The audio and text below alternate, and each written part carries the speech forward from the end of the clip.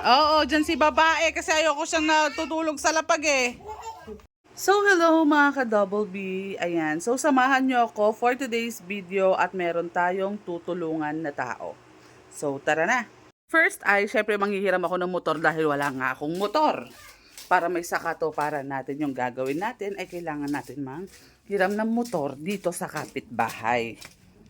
So, first, kailangan mo pasukin yung bahay nila ng walang paalam.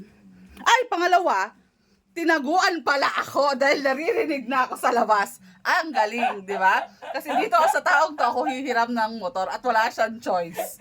Ayan, so tumayo ka dyan at akin ang susi. Ganon manghiram, puwersahan guys. Kala niya maiisahan niya ako ha. Kala niya maiisahan niya ako sa sobrang lapad niya, natagi ko siya dito sa ilalim ng mesa. Kumpay tayo sa plano na makahiram ng motor at ayan, ay aalis na tayo. So samahan niyo ako mga ka-Double B.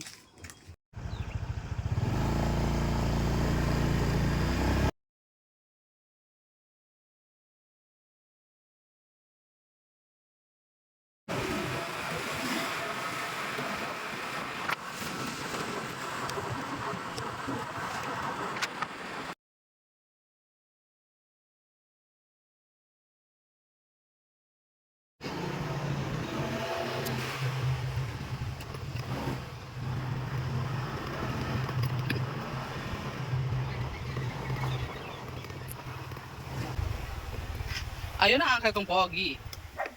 Ay, isang ayon yung aso. Sabi ko hindi ayusin nyo.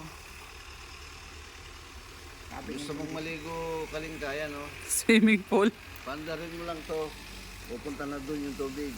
Ay. Oh, yan. May ano doon. May. Ayun, may kainan. May kusina. May siya. Iba-vlog ko na.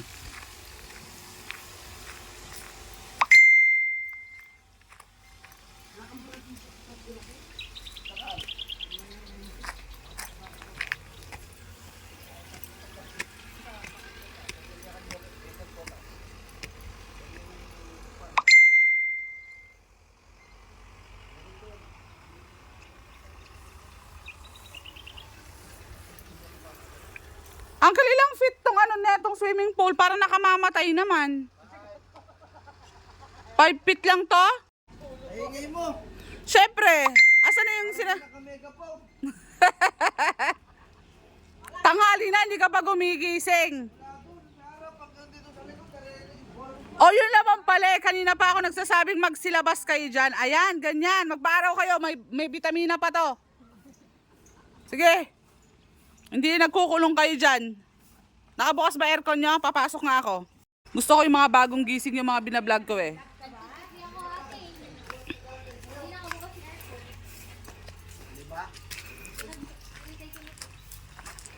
Sana dinamay mo na yon. Tignan nyo naman, napakaganda po ng kanilang kasambahay. Ay, nanay pala ibig ko sabihin.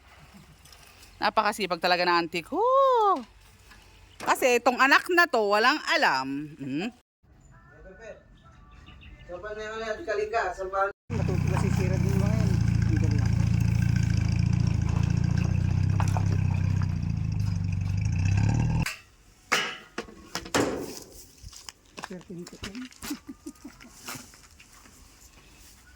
Sa anak niya yan, sa kay babae dun sa mamanugangin ko.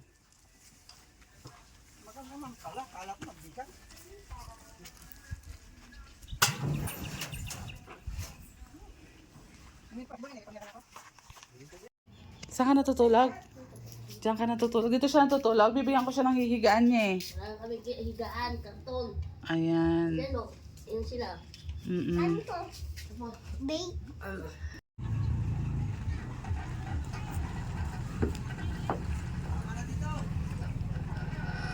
Kasha, malayo. Hindi tatama. Up. Teka, natanggalin ko yung bat.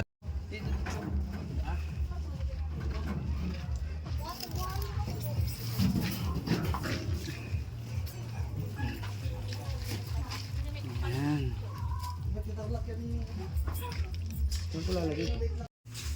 Ayan, dyan.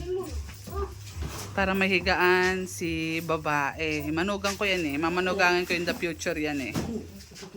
Ayan. Kayo nang bahalang magpagpag ne.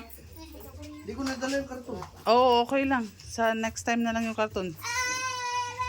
Mataas naman dito. Oo, dyan si babae kasi ayoko siyang natutulog sa lapag eh.